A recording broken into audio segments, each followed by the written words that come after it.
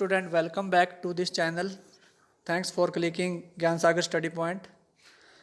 Today I am going to start with the important question of memory.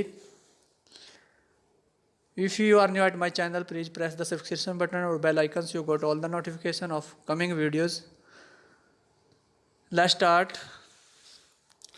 Saving math score is used as a measure of. Saving score किसे मापने के लिए प्रयोग किया गया? तो जो सेविंग स्कोर होता है वो रिकॉल, रीलर्निंग, सेविंग मेथड और रिकॉग्नाइजेशन। देखिए सेविंग मेथड तो खुद ही मेथड है, तो जो सेविंग स्कोर होता है वो रीलर्निंग को लर्न किया हुआ, जो हम मान लो हमने एक बार जो मटेरियल लर्न कर लिया है उसको कुछ समय के बाद दोबारा लर्न करवाया जाता है। ये देखते हैं कि पहले कितना टाइम लिया था, बाद में कितना टाइम लिया, पहले कितनी ट्रायल में याद किया था, बाद में कितनी ट्रायलों में याद किया। तो सेकंड टाइम में जब उसी सेम मटेरियल को लर्न करेंगे तो कुछ ना कुछ कम ट्रायलों में वो लर्न हो जाएगा, तो जो बचेगा उसको सेविंग मेथड कहते हैं।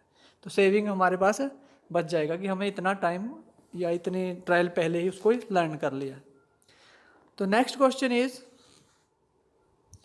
Memory span is affected by.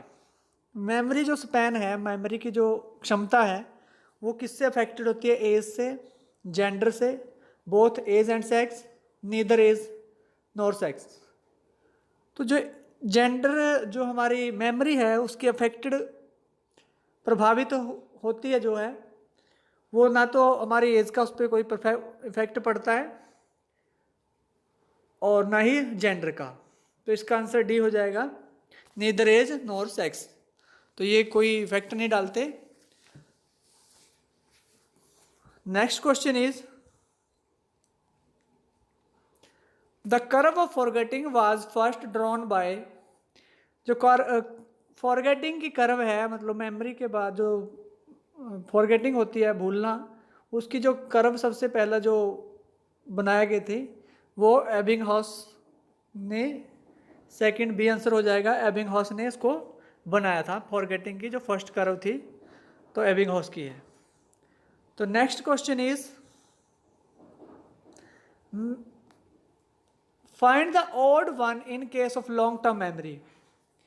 Long term memory के विषय में जो ऑड है, विषम है, उसको बताना है। देखो लॉन्ग टर्म मेमोरी को प्रोसीजरल मेमोरी भी कहते हैं। इसमें एपिसोडिक मेमोरी और सिमेंटिक मेमोरी जो दोनों इसके ही टाइप होते हैं लॉन्ग टर्म मेमोरी के। तो एलटीएम के ही दोनों पार्ट होते हैं, तो इसलिए ये तीनों तो है नहीं। हमारा आंसर है अकोस्टिक मेमोरी।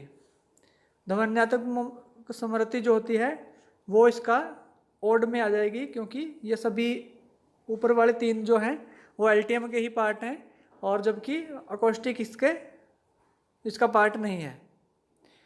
तो next question is the memory that last about 20 second is maintained by acoustic rehearsal is. कि जो मेमोरी 20 सेकंड तक हमारे मस्तिष्क में रहती है और जो अकोस्टिक रिहर्सल के द्वारा हम उसको बना के रख सकते हैं, ध्वन्यात्मक रिहर्सल के द्वारा, तो उसको क्या कहते हैं? तो जो 20 सेकंड तक की जो मेमोरी होती है वो हमारी शॉर्ट टर्म मेमोरी होती है, एसटीएम जिसको हम बोलते हैं।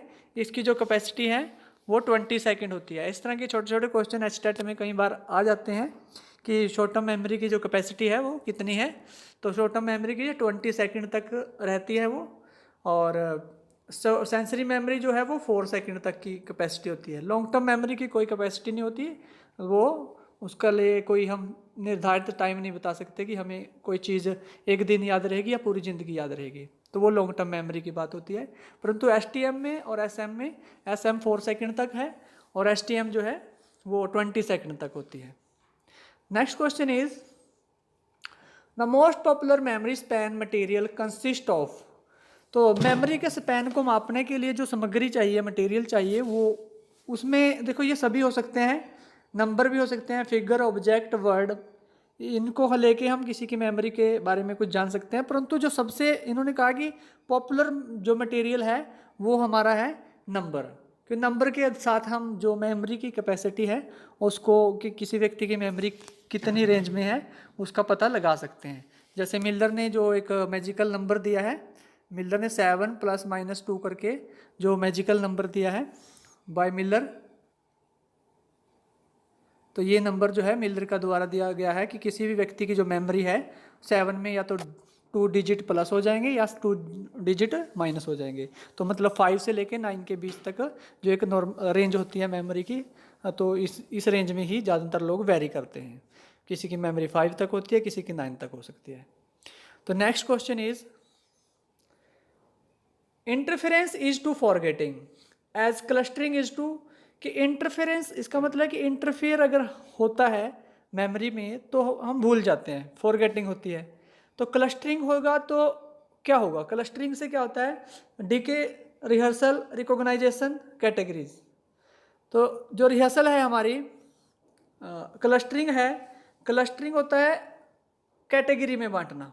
तो जो क्लस्टरिंग है, क्लस्टरिंग का मतलब होता है कि श्रेणियाँ, कैटेगरीज में बांटना, ये क्लस्टरिंग कहलाता है। क्योंकि क्लस्टरिंग होता है कैटेगरीज में किसी को बांट देना, डिवाइड करना, और इंटरफेयर से फॉरगेटिंग होती है। Next question is memory are permanently stored in, जो हमारी यादें हैं, मेमोरीज होती हैं, वो परमानेंटली कहाँ पर स्टोर होती हैं। तो मेमोरी स्टोर हो जो हमारी LTM के अंदर स्टोर होती हैं, लॉन्ग टर्म मेमोरी के अंदर परमानेंट मेमोरीज जिसको बोलते हैं, क्योंकि ये लंबे समय तक इसमें हम सूचनाओं को याद करके रख सकते हैं, इसलिए इसे परमानेंट मेमोरी बोलते हैं। तो next question is in contrast to short term store the capacity of long term store is, कि शॉर्ट टर्म मेमोरी की तुलना में जो लॉन्ग टर्म मेमोरी है, लॉन्ग टर्म स्टोर कह लो, लॉन्ग टर्म मेमोरी कह लो, एक ही बात होती है कि लॉन्ग टर्म स्टोर में हम सूचनाओं को कितनी देर तक जो है रख सकते हैं। तो शॉर्ट टर्म मेमोरी की एक लिमिट होती है, मैंने बताया था कि अभी 20 सेकंड तक हो सकती है, परंतु लॉन्ग टर्म मेमोरी जो है huge and has no as known limit, कि ये विशाल होती है और इसकी कोई ज्ञात सीमा नहीं होती। लॉन्ग टर्म मेमोरी में हम सूचनाओं को 1 मिनट भी रख सकते हैं, 1 दिन भी रख सकते हैं याद, और पूरी ज़िंदगी भी किसी भी चीज़ को याद रख सकते हैं।